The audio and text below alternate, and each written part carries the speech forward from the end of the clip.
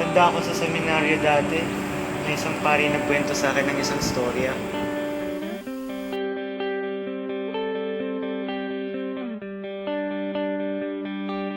Di kita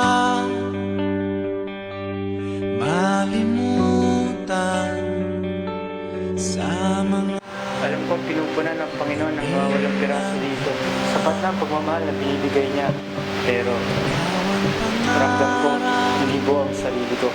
Nais kong makamtan sa buhay ko ay ikaw ang kahulugan. Bukas makalawa, babayaran na ng pamilya ni Lalo. Gusto ko sana malaman mo, hindi para tumakbo, ngunit para maghanda ka. Ako'y umaasang ikang Aisha, magkang.